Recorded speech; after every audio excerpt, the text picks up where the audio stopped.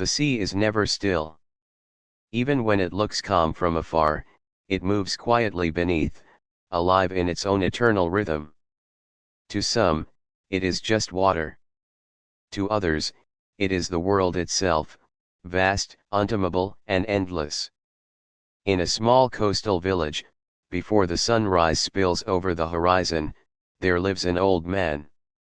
His hands are worn, his skin tanned by decades of sun, and his eyes, though faded, still hold the deep color of the ocean. Every line on his face tells a story of wind, salt, and solitude. He is not a legend. He is not a hero. He is simply a fisherman. But within him lives something the world easily forgets, the quiet dignity of endurance. The villagers whisper when they see him pass by. They say he is unlucky. 84 days without catching a fish. The sea, it seems, has turned its back on him. Yet each morning, as the sky breaks into pale light, he rises. He picks up his oars, loads his small boat, and rows out into the vastness. Alone. He knows the ocean like one might know an old friend, its moods, its tempers, its silences. The sea has taken much from him over the years, but he holds no resentment. There is no anger, only understanding. Because he knows that life, like the sea, gives and takes in equal measure. The boy used to come with him once, a young apprentice with laughter still bright in his voice. But his parents, believing in luck more than loyalty, sent him to another boat. The old man did not protest. He simply smiled, said it was the right thing to do, and wished the boy well. Still, sometimes in the quiet moments, he misses the sound of youthful chatter beside him, the echo of shared hope. The old man rows out further than anyone else. Beyond the reefs, beyond the places where the other fishermen cast their nets. He goes where the horizon blurs into mist, where the sea feels infinite and alone. Not for glory. Not for pride. But because something inside him whispers, perhaps today. There is no bitterness in that whisper. Only faith. Faith that perseverance itself is a form of victory. As the sun climbs higher, the sea begins to shimmer like silver glass. The old man's skiff cuts through the still water with a slow rhythm, the sound of wood and water in conversation. The wind is soft against his face. His hands, calloused and strong, grip the oars with familiarity. Each movement feels like memory. He looks down into the deep and sees the reflections of clouds passing over the blue. He feels, in that moment, the vast connection between himself and everything else, the sky, the waves, the creatures beneath, the unseen currents that carry life from one shore to another. The ocean is both his adversary and his companion. It tests him, humbles him, but also sustains him. He knows it is not cruel. It simply is. The sea does not care for human hopes, nor does it pity failure. It moves to its own laws, timeless, indifferent. And yet, the old man loves it still. He calls it Lamar in the language of tenderness, because to him, the sea is not an enemy. It is life itself. He has lived long enough to understand that struggle is not something to be avoided. Struggle gives meaning to survival. And though his body weakens with age, his spirit still burns quietly like a lantern at dusk. That morning, he feels something in the air, a stillness before revelation. The gulls circle higher. The water deepens in color. The current feels alive beneath his boat. He senses that the sea is about to speak to him again, in its own way. He drops his line, careful, patient, respectful. The sun touches the water, and time begins to lose meaning. Hours pass, but the old man does not measure them. He knows that the sea has its own clock, one that listens only to the tides. As he waits, his thoughts drift like the current. He remembers his youth, when his arms were strong, his eyes sharp, and his heart unafraid. He remembers the storms that almost took his life, the fish that once pulled so hard his hands bled, and the nights when the sea turned black and stars vanished. He has known fear, hunger, and pain. But he has also known beauty. The kind that can only be seen by those who stay long enough, the silver flash of a marlin breaking the surface, the sound of dolphins at dawn, the moon reflected like a coin on a still tide. In those moments, he feels that living itself is a kind of grace. Even without victory. Even without witnesses. He remembers the boy again. How the boy's eyes once looked at him with belief. That memory warms him more than the sun. Because in a world where everything fades, belief, even the smallest kind, has weight. The line tugs. A small vibration, almost imperceptible. Then stronger. The old man's heart quickens. His breath steadies. He knows, deep down, that this is no ordinary catch. He holds the line gently, feeling the pulse of something powerful below. The tension is alive, like the heartbeat of the sea itself. Then, a pull so strong it nearly jerks him from the boat. His body reacts before thought. He braces, tightens the line around his back, and leans forward. The small skiff groans. The fish, unseen, immense, begins to drag him slowly out to deeper water. The old man smiles. It is not a smile of triumph. It is the smile of recognition. He knows this moment, this feeling. It is the same as standing before the edge of existence itself. The fish is strong. Too strong for him. But he does not let go. The boat begins to drift farther, carried by the strength of the creature and the pull of destiny. The village fades behind him. The shore disappears. Only the sea remains. He tightens the rope once more, feels it cut into his skin, and whispers softly, not to himself, but to the unseen life below. "You are my brother," he murmurs. Because he understands. The fish is not his enemy. It is his equal, another soul fighting to live, to prove its own strength beneath the vast, indifferent sky. The day turns to night, the stars rise, cold and distant. The old man's arms ache, his back burns, but he holds on. He looks up at the constellations, tracing familiar shapes in the darkness. Once, he knew all their names. Now, he only remembers their silence. He begins to speak aloud, softly, as if to the stars. "You were there when I was young. You watched me fight storms, lose battles, love the sea. You will watch me now, one last time." The rope tightens again. The fish surges. The boat jerks violently. Pain shoots through his shoulders, but he steadies himself. He knows that pain is the price of being alive. He can feel the fish's every movement, its strength, its resistance, its determination. It is a mirror. A reflection of himself. Hours pass into days. The sun rises again, casting light on the exhausted figure in the small boat. His hands are raw. His lips cracked. Yet his spirit remains unbroken. He whispers to the sea, to the fish, to the invisible forces that hold his life between water and sky. "If I let go, I lose more than the fish. I lose the part of me that believes I can still fight." And so he holds. He drinks from the bottle of water he brought. Eats a bit of dried meat. Watches the horizon. Feels the sun's heat on his neck. Each wave is a lesson in patience. Each gust of wind a reminder that he is still here. He remembers when people used to call him El Campeón, the champion.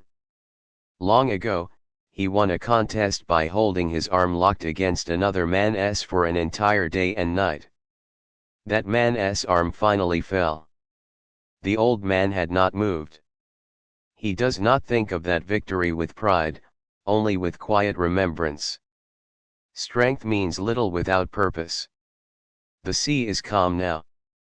The world feels reduced to three things: the man, the fish, and the endless blue between them. And within that silence, something sacred happens. He begins to feel as if he and the fish are no longer separate. Their struggle becomes one. His pain becomes the fish's resistance. His breath becomes the rhythm of the sea. It is no longer a battle. It is communion. The second night falls. Stars like shattered glass on black velvet. The old man's eyes drift upward again.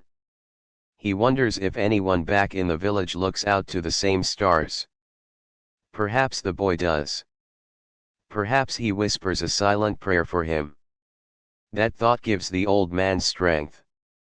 Not the strength of muscle, the strength of meaning. Because to be remembered, even by one person, is enough to keep a man alive. The fish pulls again, and the old man feels the surge of its power deep within the line. He can almost imagine its great body moving through the darkness, a silver phantom cutting through the black water. He speaks again, his voice soft and broken. "Fish, I love you. But I will kill you before the day ends." Not in hatred. In reverence. Because he knows that love and struggle are often born from the same truth, that life feeds on life, and meaning is found in the effort, not the outcome. The moon rises, painting the sea in soft light. The old man closes his eyes briefly and feels the rocking of the boat. He dreams of lions. Golden lions playing on a distant African beach, leaping in the surf like shadows of youth. It is a dream he has had since boyhood. A memory of a time when life felt endless. He smiles as he drifts between exhaustion and awareness. The lions are not real anymore, but their spirit is, fierce, untamed, and free. When he wakes, dawn is near. The fish is still there, patient, powerful. He feels the weight of years in his bones, yet a strange peace fills him. He realizes that even if he dies here, he will die doing the one thing he was born to do, to face the sea, to endure, to fight without bitterness. He adjusts the rope, breathes deeply, and whispers again. "You are my brother. But I must do what I came here to do." The water stirs. The struggle is not over. It has only just begun. And somewhere far below, in the dark cathedral of the ocean, the great marlin turns its massive body, its will as old and unyielding as the man's own. They are two lives bound by the same thread of fate, pulled together in the quiet theater of eternity. And the sea, vast, eternal, watching, begins to whisper its ancient song once more. The third morning comes with a pale glow of gold and gray. The air is cool, the sea still. The old man blinks against the light and flexes his hands, stiff with pain. His fingers will not fully close. The rope has burned deep lines into his palms. Salt has crusted on his skin. Yet his heart is steady. The fish moves below, unseen but present, a silent force cutting through the depth, guiding the small boat like a god beneath the surface. It has not surrendered. Neither has he. The sea breathes softly around him. The world feels empty, stripped of everything but this, the pull, the resistance, the invisible thread binding him to the living mystery below. He lifts his head and whispers into the open air. "You are not only my brother. You are my destiny." The words fall gently, carried by the wind. He pulls the line a little tighter, feeling the living weight on the other end. The fish rises for a moment, breaking the surface.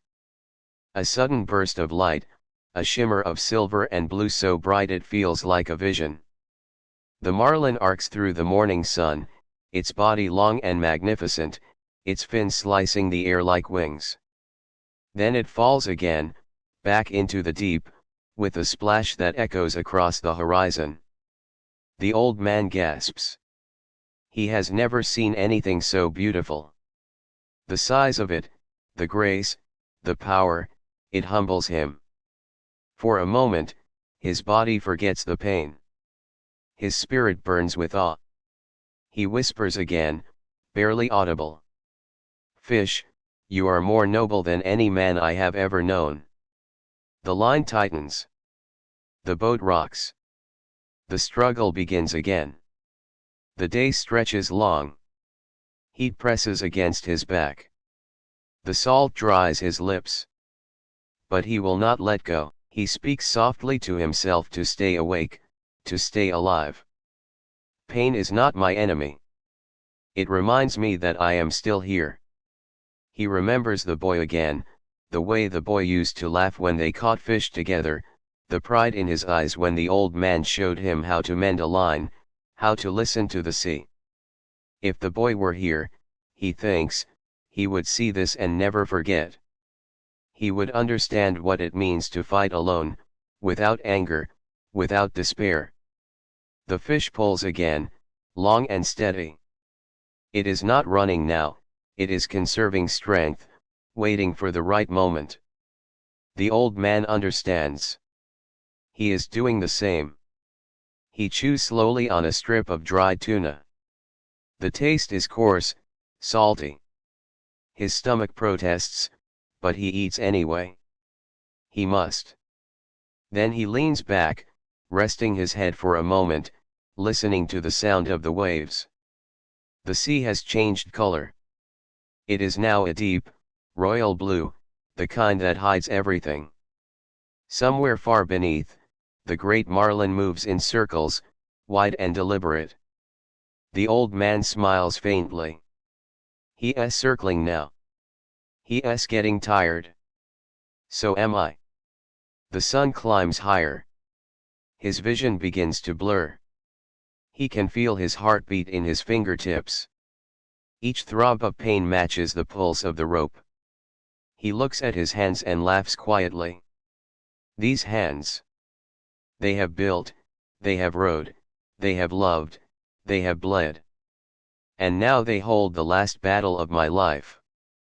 He tightens the line again. The fish rises once more, breaking the surface. The marlin leaps with terrible beauty, water exploding around it, body glinting like steel in the light. The old man cries out, not from fear, but from the raw, overwhelming power of what he sees. Then the fish crashes down again, sending waves against the boat. The rope burns deeper into his skin. He feels blood. But he does not let go. Come, my brother, he says softly. Let us finish this with honor. The hours pass. The sky turns orange, then red. The sea glows as if lit from within. He feels the fish weakening. Its movements are slower now, heavier. He begins to pull, inch by inch. The rope tightens. The boat tilts. The fish struggles, then stills, then pulls again. They move together, two beings locked in an ancient dance. The old man's muscles tremble. His vision dims. Yet there is peace in his heart. He whispers to the fish again, his voice almost tender. You are the greatest thing I have ever known. The marlin surfaces once more, closer this time. Its body glistens like a mirror of the sun. The old man raises his harpoon, slow and steady. His arm shakes. He breathes deeply, gathering what remains of his strength. Forgive me, he says softly. Then he drives the harpoon down. The sound is heavy, Final, a deep thud followed by silence. The fish shudders. Its great tail beats the surface once, twice. Then it stills. The sea around him grows quiet again. He looks down at the body, the marlin floating beside his boat, massive and shining. It is larger than the skiff itself. Tears fill his eyes. Not of victory, but of reverence. He whispers, "I am sorry, brother. But you are mine now. And I am yours." He lashes the marlin to the side of the boat, careful not to tear its flesh. Its silver scales shimmer with fading light. The sight fills him with both pride and sorrow. He knows this is not the end. The sea never allows endings so easily. He raises the sail, small and torn, and begins the long journey home. The air is still. The scent of salt and blood lingers. He looks at the fish again. "We have both given everything," he says. "Now we go home together." The night comes fast. The wind shifts. The sea turns dark. Then, as if summoned by fate, the first shark appears. It comes silently from the depths, drawn by the scent of blood. A gray shape gliding through the black water. The old man sees the fin break the surface, slicing through the moonlight.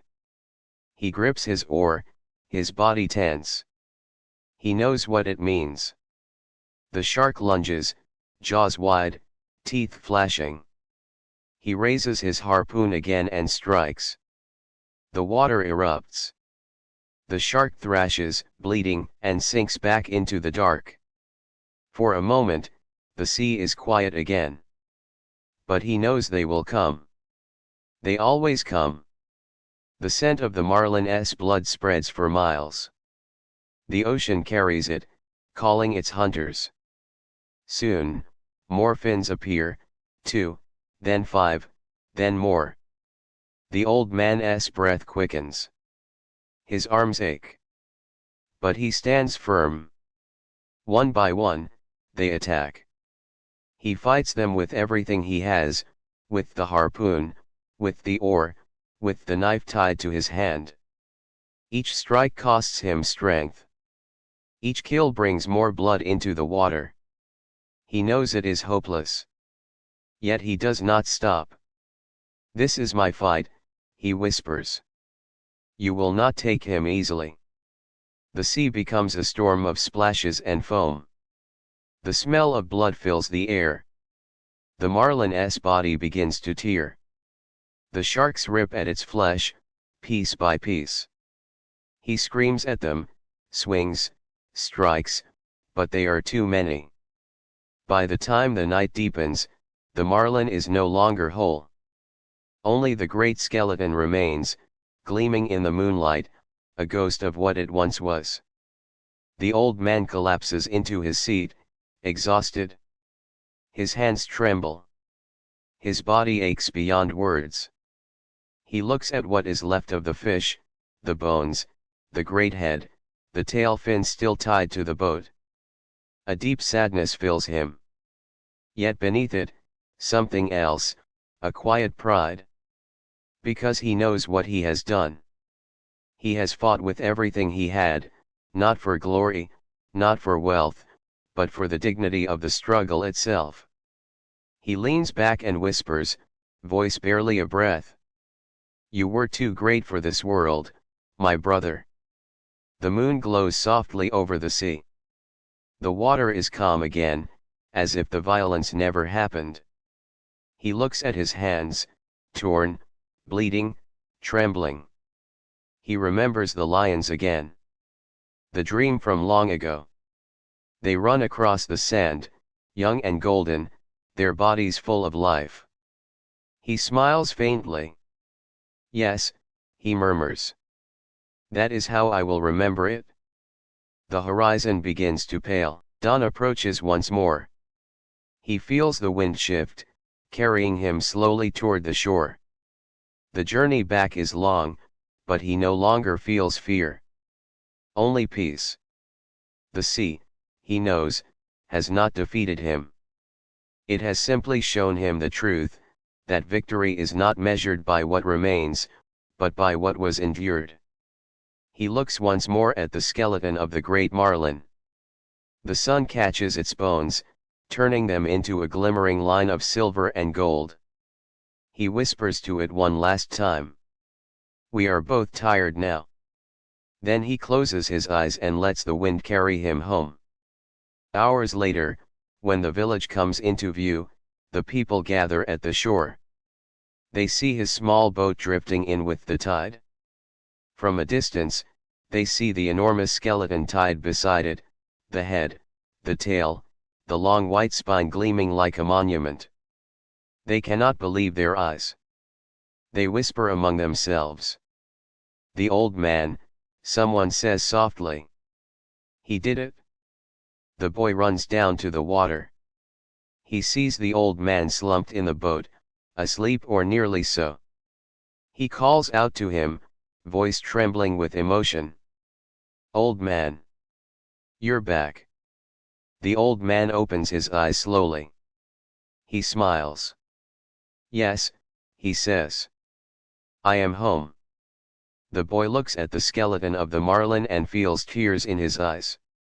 "You caught him," he says. The old man nods faintly. "Yes. But they took him away again." The boy shakes his head. "No. They didn't. He is still here." And in that moment, the old man understands. The boy does not mean the fish. He means the spirit of what was done, the courage, the endurance, the faith to keep fighting even when there was no hope. The villagers stand in silence, staring at the great skeleton. The sea is calm again. The morning light is soft. The world feels sacred, if only for a moment. The boy helps the old man out of the boat and walks him to his small hut. The old man's legs tremble, but his spirit feels light. He lies down on his bed, and the boy watches over him. The sound of the waves drifts through the open door. The boy whispers, "Rest now. Tomorrow we'll fish together." The old man smiles. "Yes," he says. "Tomorrow." And as his eyes close, he dreams once more of the lions, golden and young, playing on the beach as the sea sings its endless song. The morning light spills gently into the hut. Dust motes dance in the air like small spirits drifting between sea and silence. The old man sleeps deeply, his breathing soft, the weight of many days finally released. Outside, the tide whispers against the sand, and the scent of salt lingers on the wind. The boy sits quietly beside him. He looks at the old man's hands, torn, swollen, scarred. They are not the hands of defeat. They are the hands of someone who has held the full weight of life and refused to let go.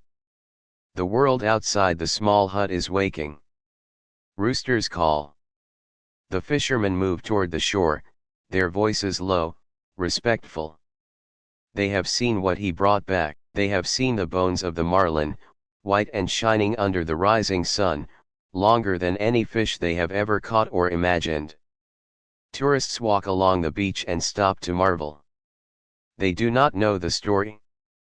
They do not understand what it cost. They only see the size of the skeleton, the strange beauty of it.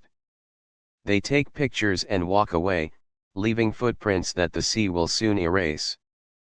But the boy knows. He has seen the truth in the old man's eyes, the deep light that still burns there, like a candle that refuses to die. He steps outside and looks at the horizon.